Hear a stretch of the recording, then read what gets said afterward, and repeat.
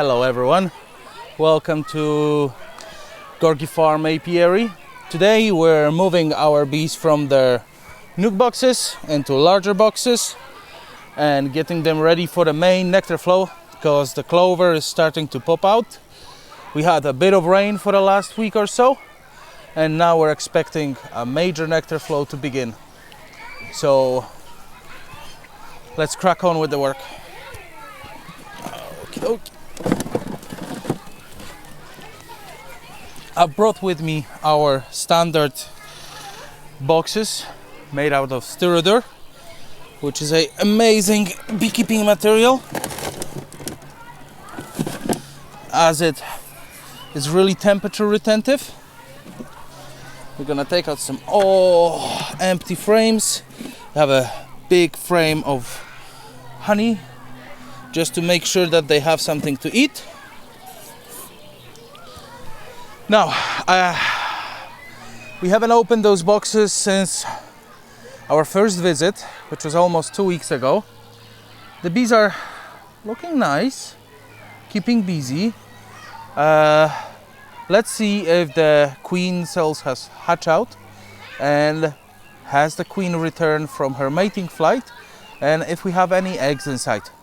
If not, and the situation is not gonna change over the next week, we're gonna have to introduce some more uncapped brood and eggs so the bees can draft more queen cells and continue the natural process of rearing a queen. It might be that the queen will come back. Sometimes it takes her almost 2-3 weeks to get mated with the right drones, but sometimes she gets lost, eaten, killed. You never know. So we have to be very watchful and make sure that we're not going to develop a situation when one of the worker bees will develop ovaries and she will start laying eggs. Because compared to the queen, she's not inseminated, she's not mated, so all her eggs will be unfertilized, which equals drones. And since the Father's Day is coming along, interesting fact, bee boys, drones, do not have fathers. They only have grandfathers because the queen has to be reared by worker bees from a fertilized egg, whilst the drone itself is an unfertilized egg. So it's a bit of a bee trivia for you. All right, let's crack on.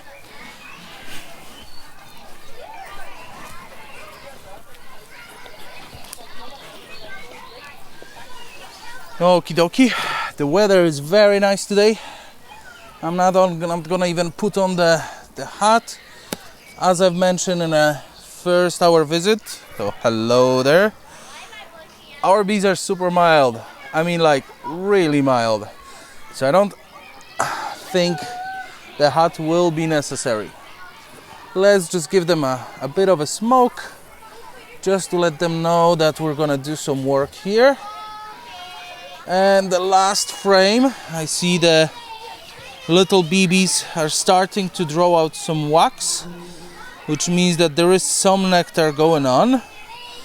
We can set this frame to the side, but let's put it in straight away.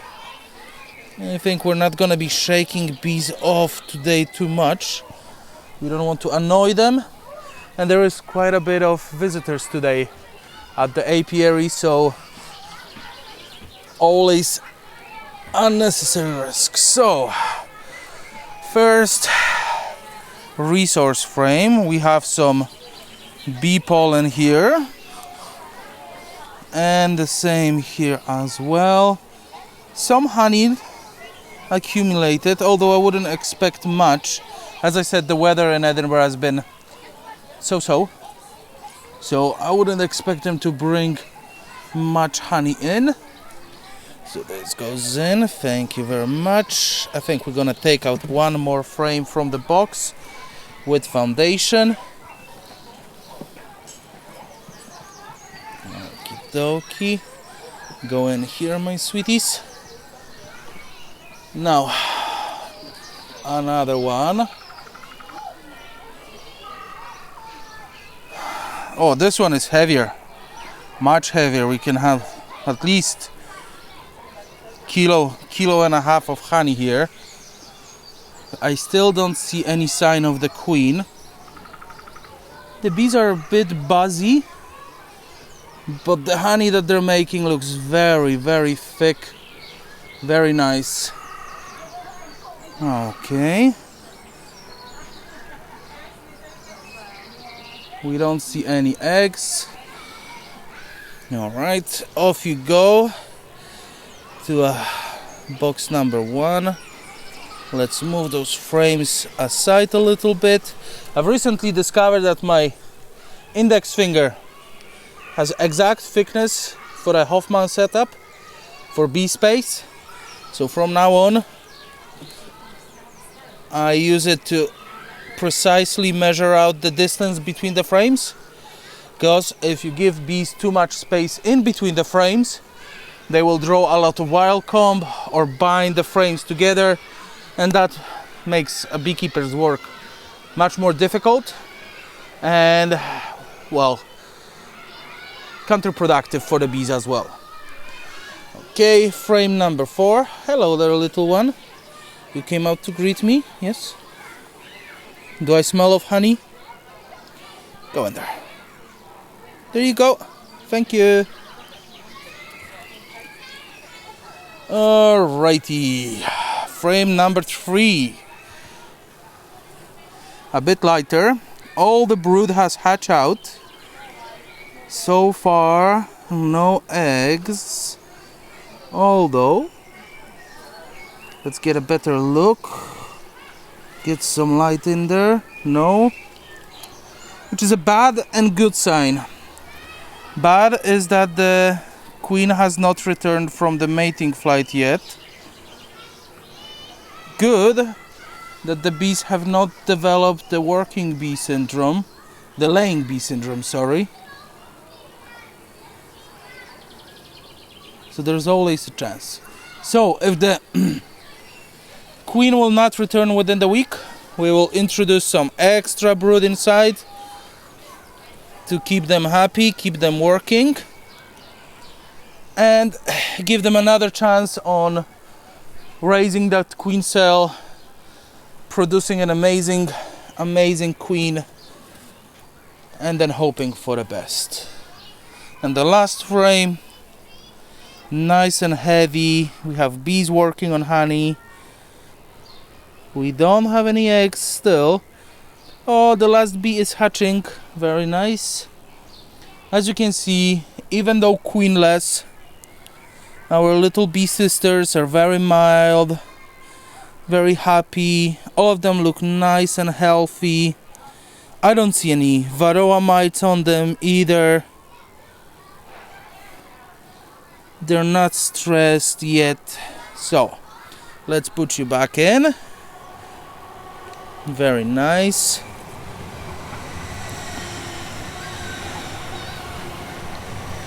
Okay. We will give them one extra frame to complete the 10 frame set. Now a crown board, sorry. Very nice. And what we would like to do is, we still have some bees in the box. Let's see if we have any dead queens here. It always might be a case that the queen has hatched and the bees didn't like her that much. So we always are on the lookout for dead queen body, but there's none. Actually, not a single dead bee, which is always a good sign. So we're gonna leave this box here. I'll be right back.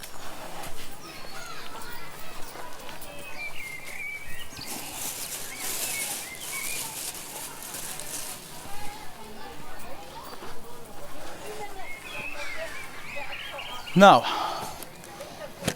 since it's a very young colony, still only 4 or 5 frames of bees, we want to reduce their effort in heat production.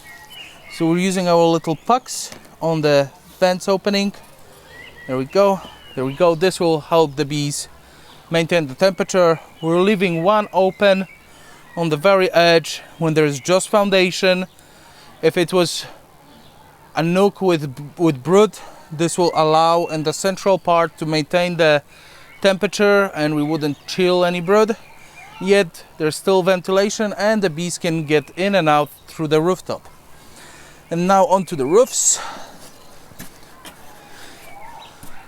So for the time being, since the colony is still fairly weak, we're gonna keep the roof closed, so we're not gonna have any risk of wasps invasion and robbing from stronger colonies somewhere around in the neighborhood. And now we're gonna close it up with our trusted belts and put it in place. Again, there's still some bees in the nucleus box and we don't want them really to get too stressed because we have a lot of visitors to the farm. I encourage you strongly to visit Gorgie Farm. It's a wonderful place, especially for kids to learn where our food comes from. There's a lot of very friendly animals here, including our bees. And it's a great way to support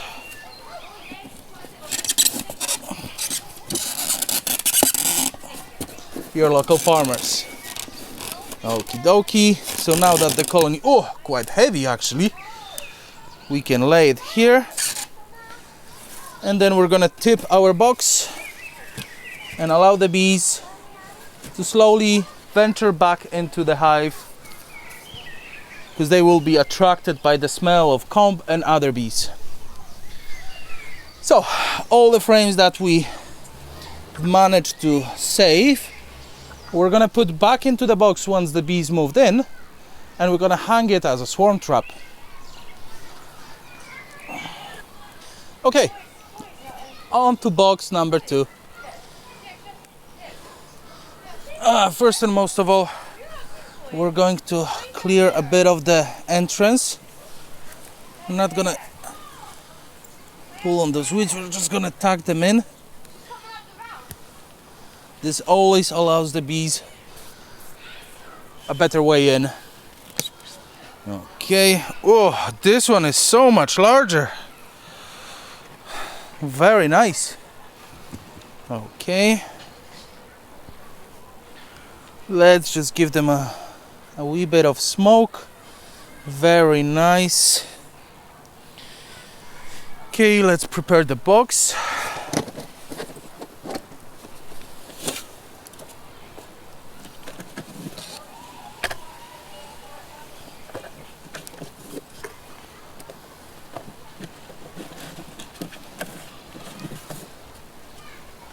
Okie dokie. Nice and easy. Now, the advantage of our boxes is the fact that they're square. So we can align them either for summer season or for winter. In summer, we want to have the frames at the 90-degree angle to the entrance so the bees can quickly disperse once they land in. And for winter, you move the box for the 90 degrees, and this way one front frame is stopping the draft getting in. Again, we have a frame of honey to give them a bit of a boost. Let's make some space and get into it. So the second nook, much stronger. We have full 5 frames of bees. Very nice. Let's hope that the queen is here. And she started laying.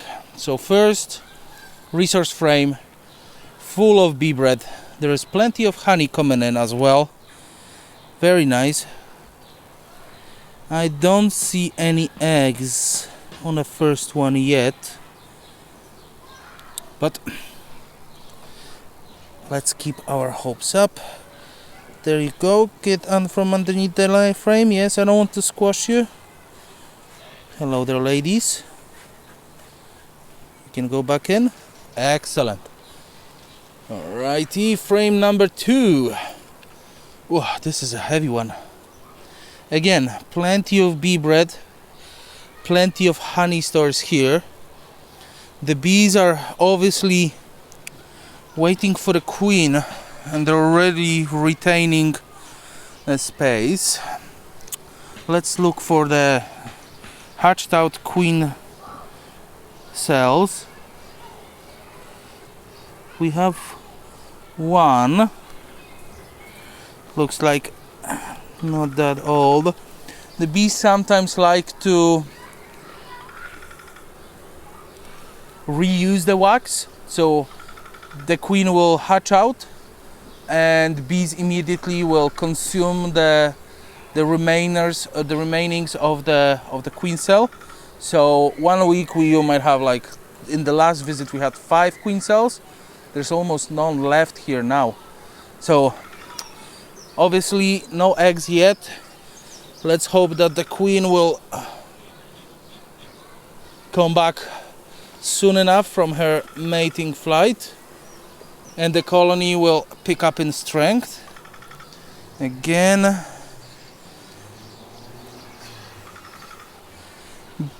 we have old brood hatching. I don't see any eggs yet. None here. But the bees don't seem to be panicking or nervous.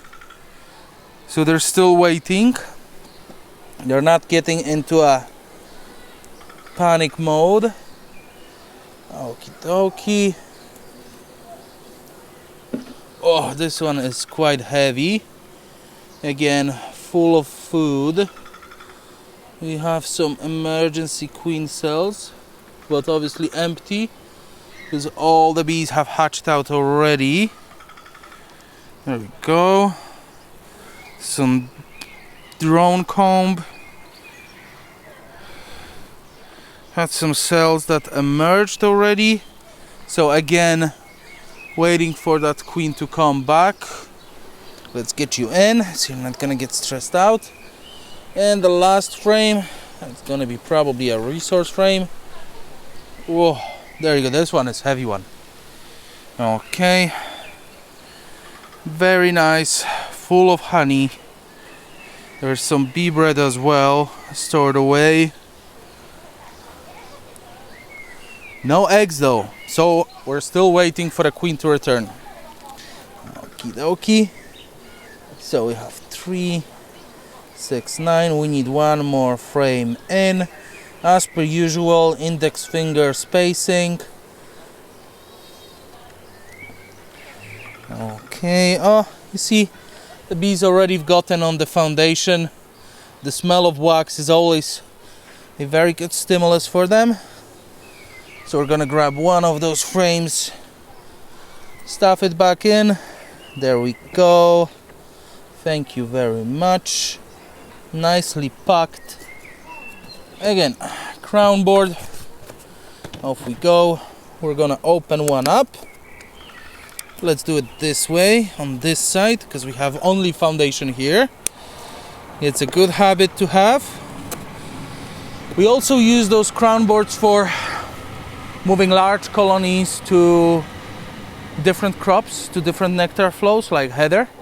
And if you have a double brood chamber, a full box of bees in their peak, it's always good to have those vents on, because then you just literally take off the roof, load them up to the trailer or into the van, and they don't increase the temperature that much, which is always a good sign. Otherwise we might end up with the melting wax, and then the bees falls down, they drown in honey, and that's something that no one wants. Obviously we're plucking away the spare entrances. There's still a bit of a air gap here, so the bees will propolize how much they want and control the temperature through their own means. And as well, a bit of rooftop, a bit of worn down, but still does the job. So now we're gonna close it up.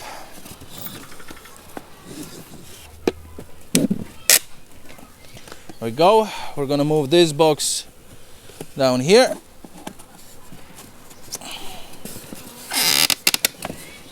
And we're gonna place this hive over here. There we go.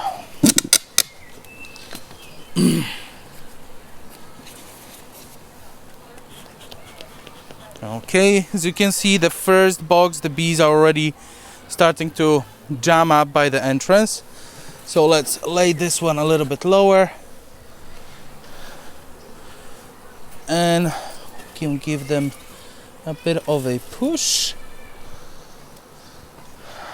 so they wouldn't spend that much time outside. It is a nice weather today in Edinburgh, but only 18 degrees, which for us humans it's fairly nice, although unless you're Spanish you're gonna complain about it. But for bees who thrive in a temperature over 40 degrees, this is cold. So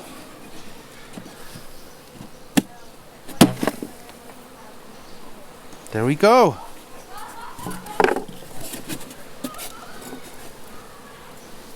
Nice. Let's plug this box up again.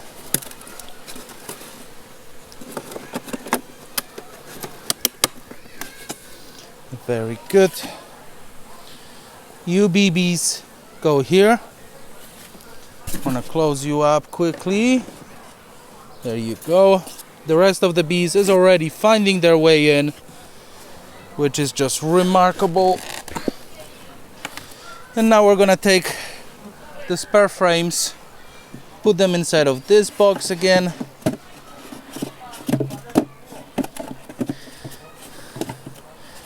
Like that. We should have a frame of old comb for a swarm trap, but we can top it up next week. So just gonna close it up.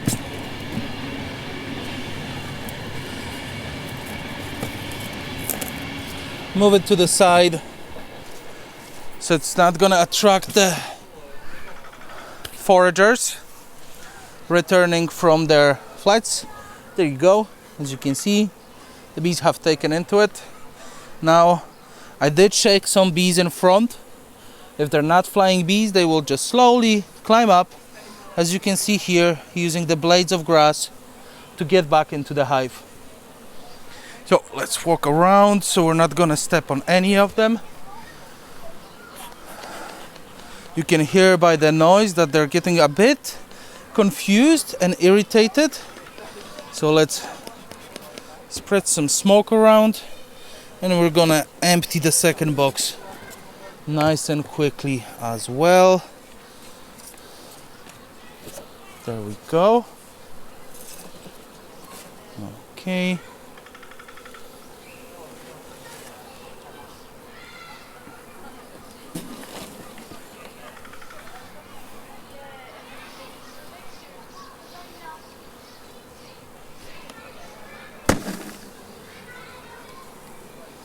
There we go.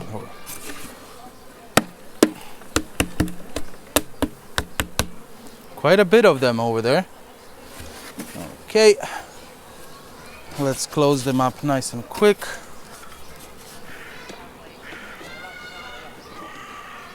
Okay. No squashy. Very good. Very happy for them. As you can see, through our work here, we have disrupted their natural flow in. So those are all the foragers that went out this morning and they're coming back with nectar and pollen, and they're a bit confused right now because suddenly, oh hello there, are you gonna sting me on the nose? No, good.